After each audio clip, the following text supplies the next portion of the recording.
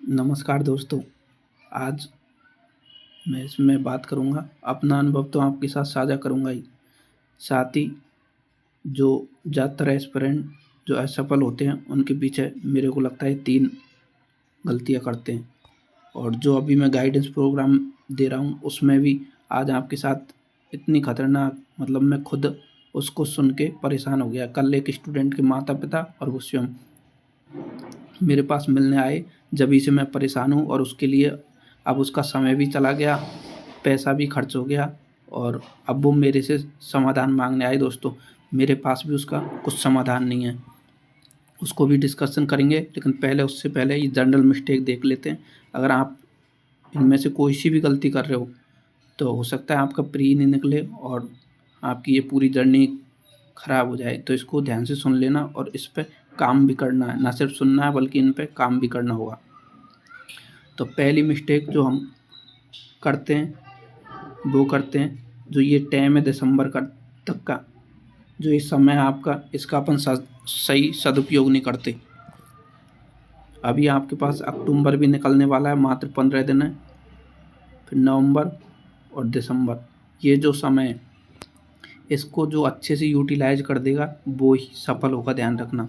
जनवरी से सारे स्टूडेंट लग जाएंगे, लेकिन जो इन महीने को अच्छे से यूटिलाइज कर देगा वो ही सफल होगा। क्योंकि आपको पता है मेंस का भी रिजल्ट आ जाएगा थोड़े बहुत दिन में। तो अब क्या होगा, क्योंकि मेंस सबका तो पास होगा नहीं, मात्र 250 से तीन तीन मतलब 2500 से 3000 बच्चे ही निकलेंगे। बाकी ये जितने भी हैं लगभग 15,000 14,000, तो लगभग 10,000 फिर से मेन आपके साथ कंपटीशन में बैठने वाले हैं। और फिर जो इंटरव्यू होगा, इसमें भी फाइनली 1,000 का ही सिलेक्शन होना है। तो फिर ये तो लगभग पूरे के पूरे ही दोबारा से प्री देंगे लगभग। अब जिनका लास्ट अटेम्प्ट है उनकी बात अलग है, क्योंकि उनका तो 1-2 हज़ार रख लो ऐसे, जिनका लास्ट अटेम्प्ट मतलब ख़त्म ही हो जाएंगे। तो ये सारे के सारे फिर से एग्ज़ाम में बैठने वाले हैं, ध्यान रखना। तो कंपटीशन अपन सोचते हैं इतना आसान नहीं है। जैसे पिछली बार मैंने इंटरव्यू दिया, अब मेरे को पूरा 100% विश्वास था कि इस बार हो जाएगा मेरा। मैं पढ़ाई भी छोड़ दिया था पिछली बार, तो बिल्कुल ही नहीं पढ़ा इंटरव्यू देने के बाद में। तो फिर मेरे को जब 99 से फिर से 0 पे आया ना मैं, तो मेरे को सच में पता चला कि कंपटीशन क्या होता है। तो इसलिए मैं बता रहा हूँ अपना अनुभव, और साथ ही स्टूडेंट को गाइड करता हूँ, तो उनका भी गलतियाँ बता रहा हूँ, तो इनको आप बिल्कुल ही नहीं दोहराएं। दूसरी गलती आती है एक करंट अफेयर्स पे। जैसे मैं स्टूडेंट से बात करता हूँ कि करंट अफेयर्स कहाँ से कर रहे हो आप, तो वो बोलते हैं सर हम मैगजीन भी पढ़ते हैं, न्यूज़पेपर भी पढ़ते हैं और डिस्कशन भी सुनते हैं। तो ये गलती आप मत करना। कोई भी एक चीज़ करना है, लेकिन अच्छे से करना है। या तो मैगजीन ही पढ़ लो या न्यूज़पेपर ही पढ़ लो। अब जैसे ये फ़ायदा होगा, ये नहीं बोल रहा कि इतनी सारी चीज़ें करने का फ़ायदा नहीं है, लेकिन इसका फ़ायदा होता है मेंस में और इंटरव्यू में। लेकिन दोस्तों समस्या कहाँ आ रही है, अभी मैं ज़्यादातर स्टूडेंट से मिल रहा हूँ, तो मैं सोच रहा अभी आंसर राइटिंग करवाएंगे और दिसंबर तक। लेकिन दिक्कत ये प्री नहीं निकल रहा। ज़्यादातर समस्या यही है, सर हमारा पहला अटेम्प्ट हो गया, दूसरा हो गया, यहाँ तक कि 4-5 तो मेरे बैच में ऐसे हैं जिनका अभी तक प्री नहीं निकला और लास्ट अटेम्प्ट बचा है। हालांकि उनकी मेंस की खतरनाक तैयारी, अगर उनका प्री, अब मेरा यही जोर है कि कैसे भी करके उनका प्री निकलवा दिया ना मैंने, तो फिर वो नहीं रुकने। उनकी मेंस की तैयारी ज़बरदस्त है, ऑप्शनल, एथिक्स, ये सब उनका बिल्कुल एकदम A to Z है। मैंने उनकी आंसर राइटिंग भी चेक की, मतलब आंसर कॉपीज भी चेक की, तो बहुत बढ़िया से आंसर लिखते हैं। सिर्फ उनका एक ही हर्डल है, वो है प्री।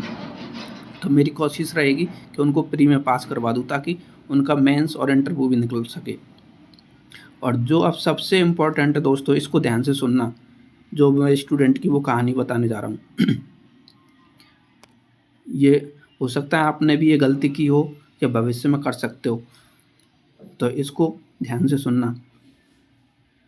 कल मेरे पास स्टूडेंट, मतलब एक एस्पिरेंट स्टूडेंट, उसकी बहन और उसके माता पिता, सभी लोग आए। कल लगभग 2 बजे की बात है, दशहरे का दिन था। तो जो स्टूडेंट था वो आया, मतलब पहले उसने मैसेज किया और फिर कॉल किया। फिर मैंने बोला कि आज तो दशहरा है, मंडे को, संडे या मंडे को मिल लेना। तो वो फ़ोन पे कुछ नहीं बोला उसने, इतना बोल के वो रोने लग गया। मैं सोचा ऐसा क्या हो गया, कुछ मेरे से तो गड़बड़ नहीं हो गया। तो फिर मैंने बोला फिर आप आ जाओ मिल लो। फिर उसके माता पिता और वो सभी आए। तो उन्होंने बताया कि सर कि मैं 2020 में दिल्ली आया था कोरोना के तुरंत बाद। जैसे ही कोरोना से लॉकडाउन हटा मैं तुरंत बाद दिल्ली आ गया।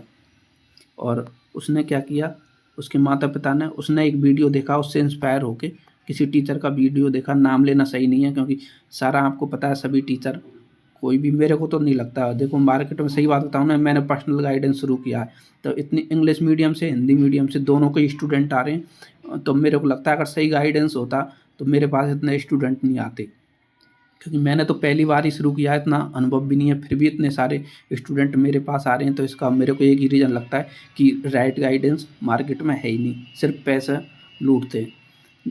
तो उन्होंने बताया कि 2020 में सर ये दिल्ली भेज दिया हमने इसको। और उन्होंने दिल्ली तो काफ़ी सारे स्टूडेंट आते हैं, लेकिन उनकी खास बात क्या थी, उन्होंने ज़मीन बेच के दोस्तों, अपनी ज़मीन बेच के कर्जा लेके और फीस जमा कराई थी।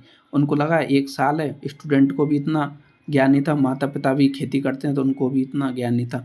तो उन्होंने कर्ज लेके यहाँ पे फीस जमा करा दी। फिर उनको लगा माता पिता की 1 साल में आईएएस बन जाएगा, जबकि पता चला यहाँ तो 2 साल तो कोचिंग कंप्लीट होने में ही लग गए। फिर तीसरी साल में जब उसने प्री दिया तो प्री में ही फेल हो गया। 2023 का अटेम्प्ट दिया और 24 का अटेम्प्ट दिया तो 24 में फिर से प्री में फेल। अभी वो मेरे से आके मिले तो जो स्टूडेंट है वो बता रहा था सर मेरा पैसा भी बर्बाद हो गया, 2-3 साल जो ये समय था वो भी बर्बाद हो गया और मेरी अब बिल्कुल ही डिमोटिवेट, मतलब एक तरह से वो डिप्रेशन में चला गया। बिल्कुल आप झूठ मानेंगे, बिल्कुल मेरे आगे ही मतलब वो रोने लग गया उसकी। और फिर उसको देख के उसकी माताजी भी रोने लग गई।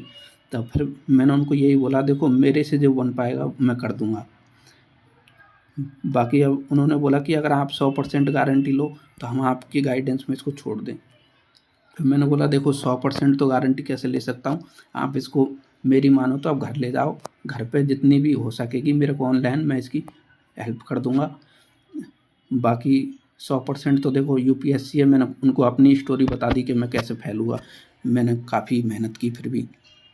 तो मेरी आपसे रिक्वेस्ट रहेगी दोस्तों, अगर आपके पास आर्थिक स्थिति सही है तो आप कोई भी डिसीजन लो वो आपके लिए सही होगा। लेकिन आर्थिक स्थिति सही नहीं है आपकी तो ये कोचिंग वाला सिस्टम छोड़ दो, सेल्फ स्टडी पे फोकस करो दोस्तों।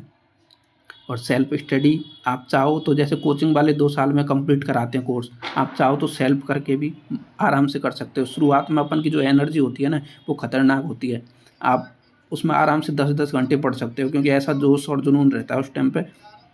तो उस चक्कर में आप, अगर आपकी आर्थिक स्थिति सही नहीं है तो सेल्फ स्टडी पे फोकस कीजिए, बिल्कुल भी कोचिंग के चक्कर में मत पड़िए। मैं किसी कोचिंग का ना विरोध करता हूँ ना समर्थन करता हूँ, लेकिन अगर आपकी आर्थिक स्थिति सही नहीं है तो आप बिल्कुल ही कोचिंग की तरफ मत जाइए। अगर आप में होगी काबिलियत तो सच बता रहा हूँ दोस्तों बिना कोचिंग के भी कर लोगे। जैसे मैं अपनी बात करूँ, मैंने कहीं से भी कोचिंग नहीं ली, सिर्फ जो इनके नोट्स वगैरह आते हैं उनको ज़रूर फॉलो किया। और अभी जो आपको पता है फ्री में पास हो जाते हैं, जब ये सारी चीज़ें फ्री में उपलब्ध कराते हैं तो उनका फ़ायदा लिया। बाकी उम्मीद है ये वीडियो आपके काम आया होगा। Thank you.